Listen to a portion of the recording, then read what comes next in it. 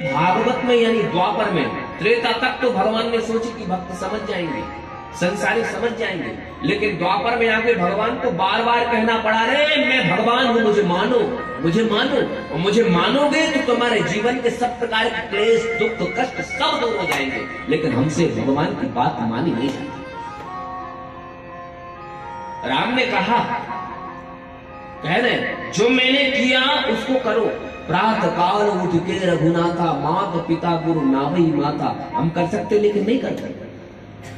तो कृष्ण ने कहा है कि मैंने जो कहा है उसको करो, लेकिन कृष्ण के कहे हुए को हम नहीं करते, उसके करे हुए को करने बैठ जाते हैं,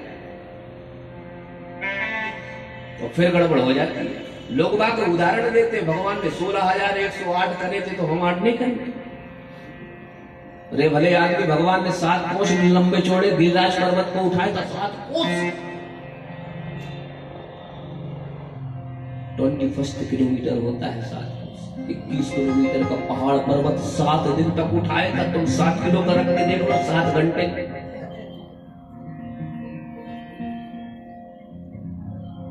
भगवान ने कह दिया भरी सभा में, मेरी बुआ मुझको भगवान कह रही है तो चलो मैं भगवान, और सबसे कह रहा हूं जिसकी इच्छा जो हो वो मांग ले। मैं भी आपसे कह रहा हूं आज मांग के जाना। यही कथा के अंतर्गत सबकी विश पूरी होगी, भगवान करेंगे। ये कथा बहुत दिन से नहीं कही थी, प्रसंग छूते हुए चले जाते थे, आगे विस्तार आ गया तो अब चल रहा है। हरि अनंत हरि कथा अनंता, भगवान की कथा है, हमें तो वैसे ही कहना हुआ है। सबसे बड़े युधिष्ठिर है पांडवों में, युधिष्ठिर मांगने।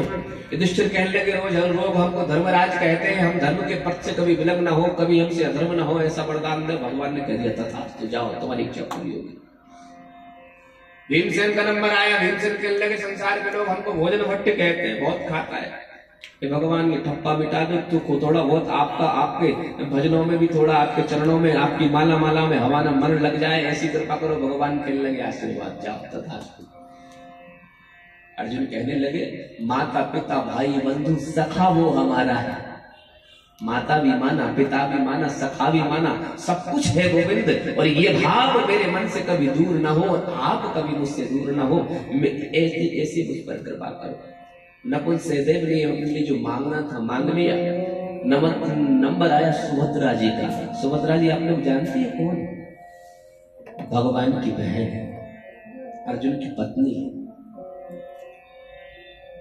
क्या सुंदर चीज मांगी है सुभद्रा जी। भगवान से मांगते हैं, देना है तो एक चीज दे दे। कृष्ण त्वदीय पद पंकज पंजरान्ते, कृष्ण त्वदीय पद पंकज पंजरान्ते,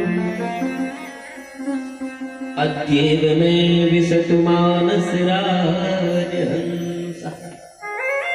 कृष्ण आपके जो चरण कमल है ना, वो एक पिंजरा है, पिंजरा। आप लोग जानते हैं पिंजरा, और मेरा मन राजहंस है।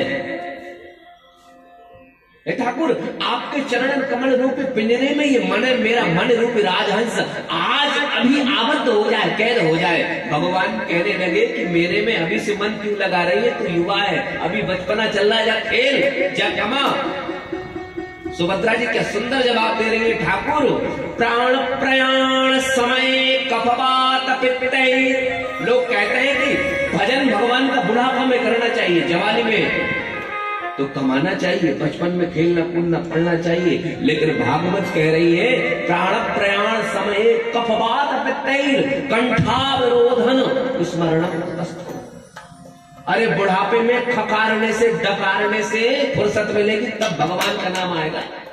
जिसने बचपन से भजन के संस्कार नहीं लिए, जिन माता पिता ने अपने पुत्रों को बचपन से सेवा करना, मंदिर जाना नहीं सिखाया, वो युवानी में और बुढ़ापे में भगवान का भजन करने इसकी गारंटी नहीं। एक बात सुनी होगी आपने, करत करत अभ्यास के जड़मति होई सुजान, रसरी आवत जात है सिल पर परत निशान। ये नहीं कह रहे कि सब छोड़ो और मंदिर में ही साधु संत महात्मा कथाओं में, लेकिन ये संस्कार जरूर दें कि जब स्कूल जावे तो घर में रखे हुए ठाकुर को प्रणाम करो, माता पिता को प्रणाम करो, बड़े बुजुर्गों को प्रणाम करो, फिर जाओ। क्यों? शास्त्र कहते अभिवादन शीलस्य नित्यम वृद्धोपि सेवना तस्वा चत्वारि तस्य वर्धन्ते आयुर्विद्या यशोवनम। जो अपने बड़ों से, अपने से बड़ों का अभिवादन करता है, नमस्कार करता है, उसको 4 चीजें सहजता से मिल जाती है, मुफ्त मिलती है। क्या? आयु, विद्या, यश और बल। उसकी आयु बढ़ती है। मार्कंडेय ऋषि के विषय में आपने सुना था, केवल 5 वर्ष की अवस्था लेकर पैदा हुए थे, और इस संतों को प्रणाम करने के कारण ही भगवान शिव, ये मेरे त्र्यंबकेश्वर भगवान की आयु लग गई। संतों को प्रणाम करवाया मार्कंडेय ऋषि के पिताजी ने, क्योंकि बहुत ये मान लो कि बुढ़ापा में संतान प्राप्त हुई और पता चला कि केवल 5 वर्ष की इनकी अवस्था है। बड़े चिंता हो गए, 5 वर्ष में या काल मृत्यु को 5 वर्ष का होगा, क्या करें? तो एक बार किसी से पूछा तो विद्वान ने कह दिया, एक काम करो, जो भी मिले, बड़ा मिले, संत मिले, महात्मा मिले, ब्राह्मण मिले, सबसे इसके चरण पढ़ना सिखा दो, सबको प्रणाम करे। और ये सबको प्रणाम करेगा तो एक बार सप्तऋषि निकल के जा रहे थे, तो सप्तऋषियों ने कह दिया कि चिरंजीवी भव। पिताजी इसके कहने लगे, मार्कंडेय ऋषि जी के पिताजी ने कहा कि ये आप चिरंजीव भव कह रहे हैं, और इनकी आयु, इनकी जन्म कुंडली में केवल 5 वर्ष की थी। सप्तऋषि कहने लगे, हमारा आशीर्वाद झूठा हो जाएगा, कलंक लग जाएगा सप्तऋषियों के ऊपर। भगवान त्र्यंबकेश्वर महामृत्युंजय का पास चले गए, बोले भगवान हमारे आशीर्वाद को, हमारी वाणी को बचाओ। तो भगवान ने क्या किया?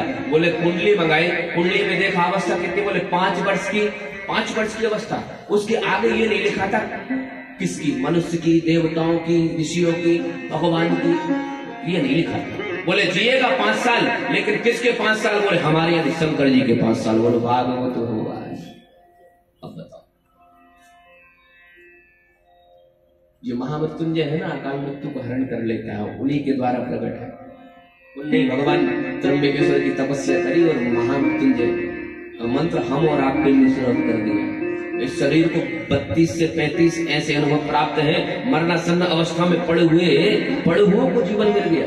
हॉस्पिटल से डॉक्टर लोग ये कहते हैं कि भाई ये जीवन में पहला आश्चर्य देख रहे हैं, और अभी तो सिद्ध हुआ है, कोविड के कारण ही सिद्ध हुआ है। हर प्रकार के उपाय से जब चुके हैं तो डॉक्टरों ने स्वयं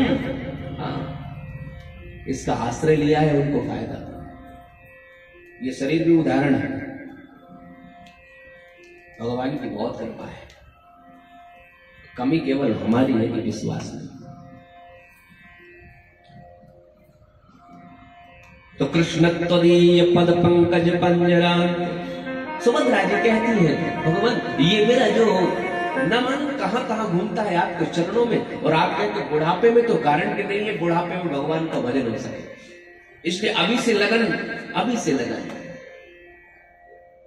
तुमसे लगा बैठे, जो होगा देखा जाएगा। यह हो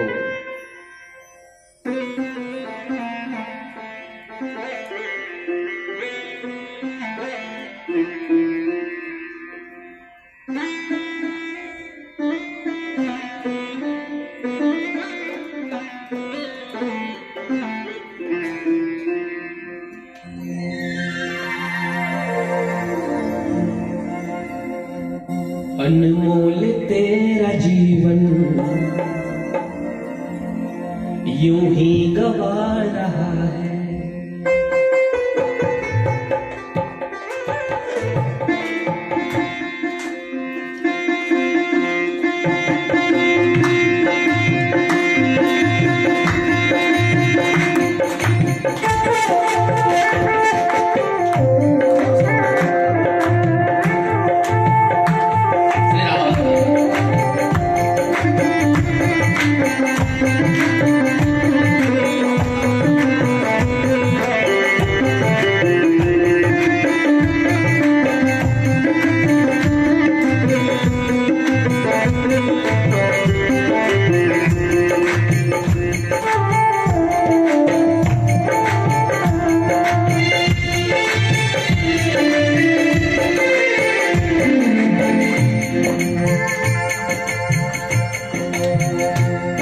अनमोल तेरा जीवन।